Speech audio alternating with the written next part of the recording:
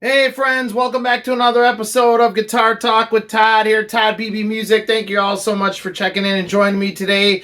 We have another extra special episode and we have another unicorn Les Paul here. This is a Gibson Les Paul Acoustic in translucent black. I'm going to get some close-ups, of course, in a while so you guys can see it. No pickups like you'd have on a standard Les Paul. We just have a piezo LR bags pickup here like you would on an acoustic guitar. I'll put the links below and at the end of this video as well. Please check out my other video we had on other Les Paul acoustic. We go way more in depth there and talk about the history and everything. We're not going to go quite as in depth today with all that, but we are going to check this out. This is a 2001 model. And supposedly this is one of the first ones that Gibson ever made. And again, these came in 3 colors when they first hit: translucent black, which is what this is, tangerine burst, and translucent blue. We actually have the tangerine burst one back in today, so we're going to put these side by sides. This is going to be really cool. In 2001, when these first came out, which this is, they had no controls on the front. You just had this highly figured maple top here on a hollow mahogany body. Keep in mind, these were hollowed out, so they're super light. But everything else on them is like a Les Paul. We've got the Gibson headstock up here with the Les Paul logo, bell-shaped truss rod cover, rosewood fingerboard, trapezoid inlays, and like I said, that highly figured, just beautiful maple top with the carved bridge. And we talk about that a lot in the other video too. This is all one piece. They actually carved this bridge right out of the maple top, which is one of the reasons these were so expensive. You can see right there, and that's just awesome. With the piezo pickup from LR bags, and then you have your standard pins that go right in here to hold in the strings like you would on an acoustic guitar. I'm going to put some clips up of that. I changed the strings on this a while ago. It looks pretty wild where you can see the holes in here. So on this one, the controls were on the top. On all of these, when they came out, they were like that, and then later they switched over to on the front, so it looks more like a traditional Les Paul, which is on the other video. That's a tangerine burst, and that's a 2003, and that supposedly is one of the last ones that Gibson made. Okay, so here is the 2003 tangerine burst. We did a video on this. I'll put the link below, and as you can see, I'll put these more side by side in the light as well, but this has the controls on the front like you traditionally would have on a Les Paul, and the 2001 here does not. The big difference being that this had what was called a blend knob along with the volume and tone controls, so you could kind of do a little bit different as far as getting some different sounds and whatnot. This 2001 that I'm holding only has volume and tone. It's only got 2. So basically, the volume is this one on the left as you're holding the guitar, which of course just turns it off and on like you would on a standard Les Paul. And then this is your tone. So basically, the closer to you go, you're rolling off the bass. You can hear that sounds brighter. And then as I turn that up, you can hear the bassiness roll in. So that's full on bass right there.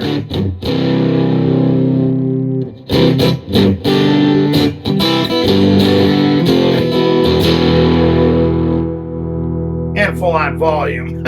So let's cut the volume back a little bit to about half.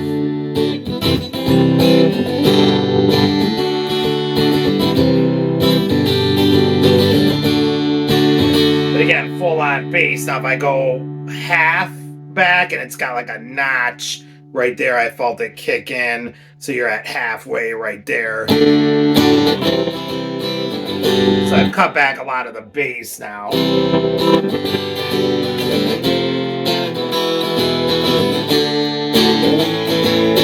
And if I go all the way down, we're completely cutting all the bass off. Very bright and trebly. another thing we talk about in our other video of the Tangerine burst that we have in here today, this is not meant for what you traditionally know of a Les Paul. If I crank this all the way up and turn the distortion on, you get this. So that's pretty pretty much what you're gonna get, because it's hollow. It's a mahogany body, just like on a Les Paul, but it's all carved out, and then this maple top is put on top of it. So super light. This thing is like a feather, as is the Tangerine burst. These are unicorn guitars. I remember when these came out. Made at the Custom Shop by Rick Gembar and the team. You know, I love those guys. And they ran from 2001 to 2003. I don't believe I've ever seen a 2004. Comment below, you guys, if you've ever seen one.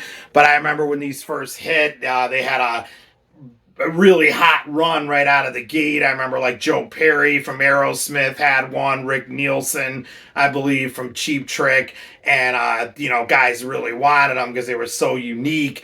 But then they just kind of stalled out, and the general public didn't really buy them. And I think you know, a big reason for that being that we've talked about this in the other video. If you're going to get one Les Paul, which is what, you know, a lot of people do, one or two or even three, you're probably not going to go for this because of what I just did there. If you put any kind of gain on it at all, it just instantly feeds back, because ultimately it is an acoustic guitar. It's hollow. So you are kind of limited, I guess, for what you could do with it. Aaron Lewis from Stained was a big player of that. I believe he still plays his live. But they just never hit. They had a pretty high price tag on them for 2001 when they first hit. I know they were like between 3,000 and 4,000, which might not seem crazy by today's standards for a Les Paul from the Custom Shop. But again, this is being recorded now in 2024, so we're talking almost, you know, 24 years ago, 23 years ago now. So back then, that was a lot of money for a guitar that you couldn't really go and crank it up and play rock with much if it's just basically a strumming guitar. You could do some great lead stuff with it as well, which I'm going to demonstrate in a little bit, do some slide on, which is great too. They're just great guitars. If you can pick one up, definitely do it. They're a great companion to any other Les Pauls or any guitars that you have to go along with it. But like I said, my big reason I think they didn't hit with the general public is because if you're only going to get a few Les Pauls in your collection, this might not be what you're going for, because you want, you know, what we traditionally know of as a Les Paul. So the amount of people buying them just wasn't that big. And around 2002, they started putting the controls on the front to look more like a Les Paul. And I didn't talk about that in the first video. That's when they added that blend control, which the original ones did not have. It was just two things, volume and tone. We're gonna take a look at this in the case along with its sister and compare the two. Let's check out both of these Gibson Les Paul acoustics right now. Here we go. Okay, guys, so here is the case for the 2001 Gibson Les Paul Acoustic. You know and love these cases. We've had them on the show many times. In the early 2000s, this is what you were getting from Gibson, the custom art historic logo on the front. And then, of course, they just went to the Gibson custom cases in the mid-2000s. But always love these. They're extra special, and this is definitely period correct and what this would have come in. All right, so I've got the light on here so we can get in and get some close-ups so you guys can really see that figured top. I mean, that's just incredible. And like I said, that added to the price tag in 2001 as well. So here we go, getting right in here. You've got the pins that you would have like you traditionally would on an acoustic. And like I said, at some point in this video, I'll throw it up when I was changing the strings where you could see the holes there. Okay, so I'm sitting down to do a string change on this guitar. And I just wanted to show you guys what this looks like. Looks really weird to see a Les Paul body like that, where you've got the holes like you would on an acoustic guitar. But I mean, ultimately, this is an acoustic guitar.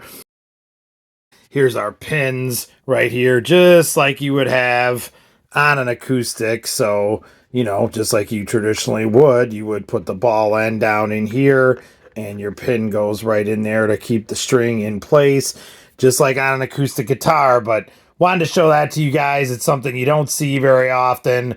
That is just very, very unique to see on a Les Paul body for sure. Piezo bridge, and that's it. No tone controls or anything on this. They are on the side. We'll see those in a minute. But look at that gorgeous flame top there in translucent black. All right, we have the rosewood fingerboard going up the neck with the trapezoid inlays. And then we have the traditional Gibson Les Paul headstock with the mother of pearl Gibson and the Les Paul silkscreen logo. All right, let's flip this over, get a look at the back. Okay, so there are our Gibson Clusin style tuners, the Gibson Custom Shop logo, which you also saw on all this stuff during that time. I just love it.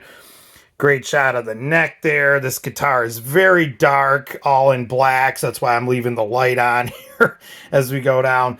We have the battery compartment, which just pops out there with a 9-volt battery. Let me open that up real quick and free a hand up to do that.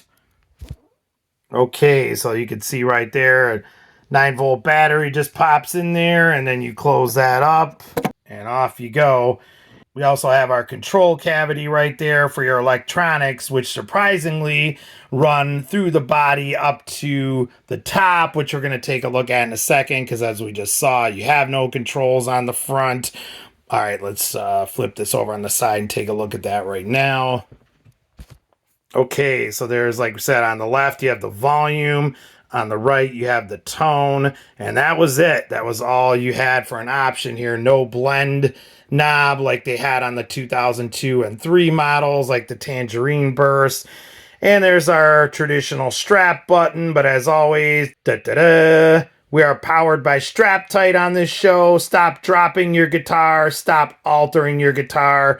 Throw on a Strap Tight and you are done. Check out our friends at straptight.com. We have the other strap button. Let's flip this over, get one more full body shot. Okay, so just looking awesome there. The 2001 Gibson Les Paul Acoustic. Let's put this side by side with their sister, the 2003, and check them both out together.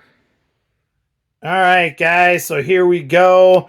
Side by side, you can see these two have a lot in common. Just awesome flame tops. Let me turn this sideways.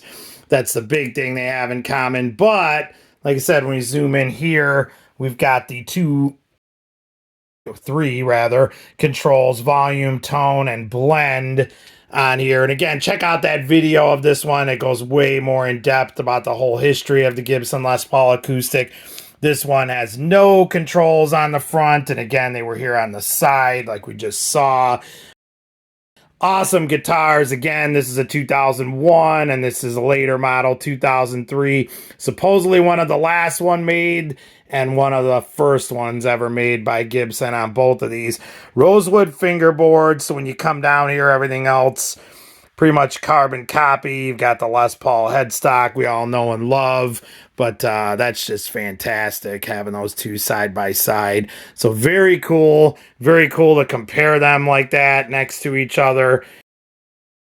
Both just great guitars, unicorns. You do not see these come up on the market very much anymore. I don't think there was ever too many of these made, and if they do pop up, they're super pricey.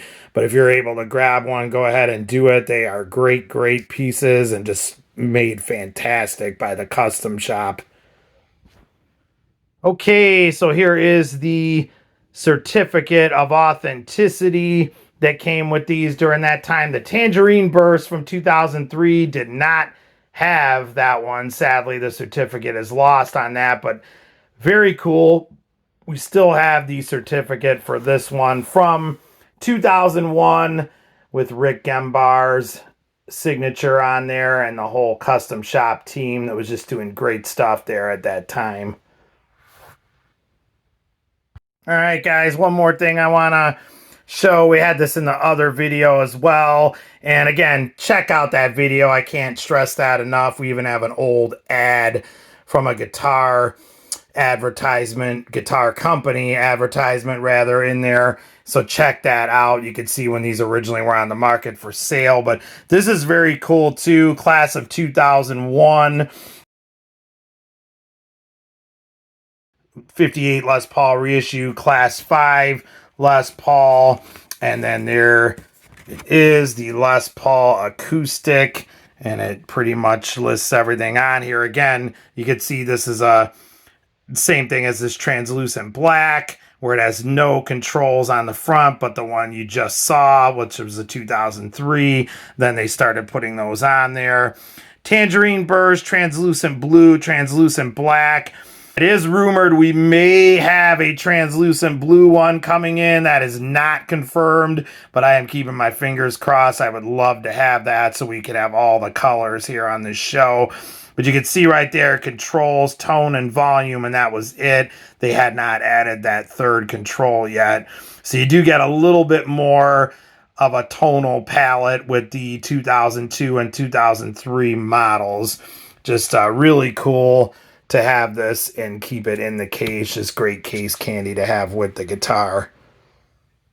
All right, guys, so let's take this for a test drive. Like I said earlier, I'm going to play some mellow acoustic stuff. That's about what you do with these. You're not going to put any gain on at all. You're just going to lose it. So you treat it like an acoustic guitar. So let's just play some blues and some slide stuff. Check it out. Here we go.